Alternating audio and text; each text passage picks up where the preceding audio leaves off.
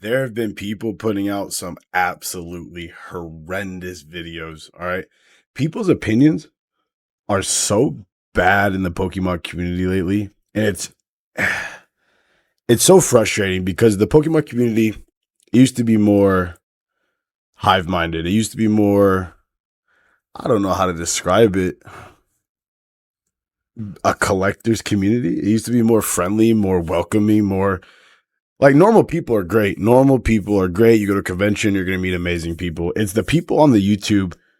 I feel like they're bored. They don't have anything else to make. They don't have any other opinions to say. It's all regurgitated, just fluff. Everyone's saying the same shit. It's so boring. But we're going to take a look at some of these videos. There's two in particular we're going to take a look at. Now, the first one, you already know Poke Profit, and I get it. Look at this. This guy's putting out so many videos about Pokemon. I mean, it's this whole thing, right? You know, you got to do what you got to do. It's majority fluff. It's a majority fluff, guys. But he made one video that I listened to, and I was like, what is he talking about? So here, we're not going to actually watch the video. He's mainly talking about UPCs and collector boxes, all right? He's saying about how they're not as good of buys as they should be. There's better stuff to buy. Is that true? Sure. Could you make more money on other things? Sure. But look at this box. One of the things he talked about was the Hidden Fates box. Now, look. Most sales for this are about 1,000. I think TCG lowest listing is like 1,400. What other investment are you going to have in 5 years that you're going to see a 14x profit in? And you're going to look me in the eye and tell me it's not a great buy? One of the points he made was that, you know, there's only 2 sales this year. Yeah, sure. It's because once a product hits a certain price bracket, you no longer have casual collectors, casual investors, casual hobbyists, even medium collectors and medium investors. Like, you start pricing out the people that you're going to be able to sell to. You're going to be mainly looking at something like this at a high-end collector, like people that don't care how much they're going to spend. So that's why when you see 2 sales, does it make it less valuable? No. But most people are selling about 1,000. You're seeing about a 10x profit. Now, is that bad? Are you dumb? You know what I mean? Like, how could you say these aren't good buys when what else are you going to be investing into where you're going to see that kind of growth in? Now, you could probably make more if you did medium-term flips, ETBs, booster boxes, hold them 5 years, flip them, use that money, reinvest, keep doing the same thing. Sure, yeah. But does that mean it's a bad buy? Absolutely not. Not even close. There really isn't many bad buys in Pokemon for sealed stuff like battle decks, stuff like that. Sure. Like you could say not good. Like, I'm not going to buy any of that. But like, he's talking about the Charizard UPC. He's talking about the Prismatic. He's talking about the collector celebrations, you know, like the Greninja, the Talopolos, the tuberculosis, bro. Like the 151. Like, just look at that image. Are you crazy? It's only been out a couple of years. You're at a 4x profit, and you're gonna be like, "This isn't that solid of a purchase." What, dude? Like, guys, are you, bro? Just buy things and hold them and make money. But that's the problem that I'm talking about with someone like this is he just makes so many videos. It's all regurgitated. He has no choice but to say the same things or just say things in general. You know what I mean? Is he a good investor? He just does the basic. All you need to do, you buy it, you hold it, you put it on a shelf, you're done, right? Like, it's not that hard. And I get it, he has to make all this fluff content. He has to say things that aren't true a lot. I mean, whatever, right? Whatever. He's making his stuff. He's doing what he's got to do. The second one I wanted to talk about, and we all know, and we all love, this video I watched yesterday, and boy, was this a dumpster fire. Now, this context, he's getting on Team Rocket Joey because Team Rocket Joey started buying the 151, the 12-pack boxes. I can't remember what they're exactly called. I got a couple of them sitting in the back. Good purchases.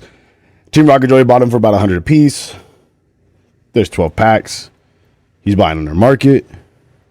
They're going to go up. And he's getting on because he's like, oh, the MSRP crown, they're they're realizing they're falling one by one block by one block. They're falling, and they're gonna fall into this trap, and then everyone's gonna come back to me, dude. Whenever like people like me, Team Rocket Joey, the MSRP crowd, whatever you want to say, we're not saying you shouldn't buy things that are going to go out of print guaranteed here soon. We're saying if a set came out last month, why would you spend $150 on an ETB, bro? Like, it's barely been out. Name one set, I'll say it every time, name one set that at one point in its life cycle has not sat on a shelf. There isn't one. No one's corrected me. One set that at one point has not. 151 sat on a shelf. Those UPCs, they sat on the shelf deep, bro, deep. ETBs deep on a shelf. You know, evolutions, battle styles, hidden fates, evolving skies, fusion strike, everything was on a shelf at one point in its life cycle. It was there. You could buy it. You missed your chance. It is what it is. I missed it. You missed it. We missed it. Some people didn't. There's no reason that you should be spending a 2X. Are you crazy? Even barely a 1.5. Like, would I buy Destin Rivals ETB for $60, $70? Sure. If I don't see it's going to go anywhere anytime soon in the next 6 months, if 6 months go by and it's still in the $60, $70, $80, $90 range, if I can get him a 70, I'll buy him a 70 because I know they might not go down. Do I think they will? Yeah. Oh, yeah. I mean, just look at the Black Bolt White Flare we had Walmart drop. Those things were, it seems like the print's good. And you have all these things saying like, it's probably short printed. There's not going to be enough. There's not going to be enough. There's not going to be enough. I think Pokemon smartened up. They smartened up. They're giving a majority of their allocation, not to stores, not to little mom and pop shops, collectors with online website. No. They're getting them. They're getting them. Target, Costco, Walmart, Pokemon Center vending machines, Pokemon Center. Like, they're like, we're going to print deep and we're going to keep this simple. We're just going to pump it into the big box stores, which I agree with. Smart move. But I just thought this was really funny because he's harping on him about buying it. No one has ever said you shouldn't buy it if you can get a good deal on an out of print set or a going out of print set. 151 won't be around much longer, and they're trickling out the last bits. They're trickling it. They're trying to give people one more chance. They're printing some of those big boxes, trying to give people another chance to get in on it. But like, it's not going to be there much longer, guys. Like, once it's gone, it's gone.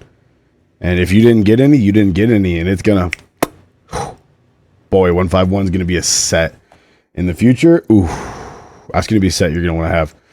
If you can get it under market value right now, I would strongly recommend. I've also bought some for under market value. I've gotten some crazy, crazy deals on 151, as should you.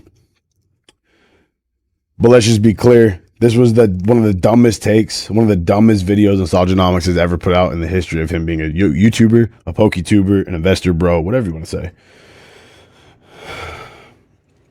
He's finally fallen into the trap, though. Team Rocket Joey has him on the hook. He's got him on the hook. He made a video. He said he blocked him, and now he's making a video about him. The cycle, boys. It goes around.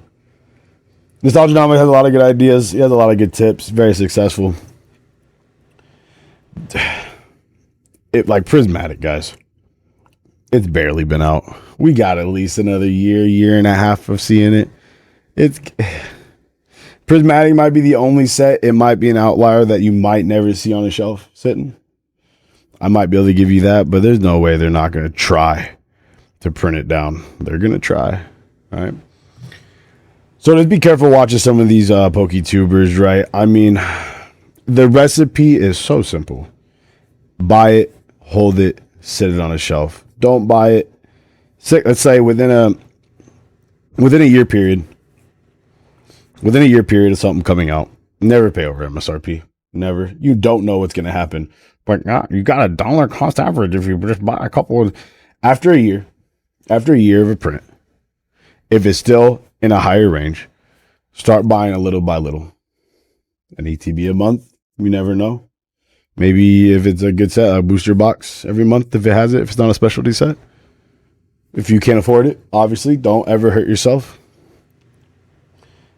And if you see it tank, buy in. You know what I mean? It's really easy. It's not hard. Don't overthink it. Don't watch a bunch of these guys. The next boom is gonna be crazy. This is something you should really be looking at. Use your own judgment. You can tell if it's popular Pokemon, if it's a classic, if it's a throwback. It's gonna be good in the long term. Everyone likes throwbacks. Everyone loves the classics. There's favorite generations. We all know them. We don't have to play around. Be smart. Don't make bad decisions. Don't let people influence you too heavily into buying something you're not sure about. Just be patient. MSRP is the way. Don't let them tell you otherwise. But that's all I got. You guys have a great day. I'll see you next time. Peace.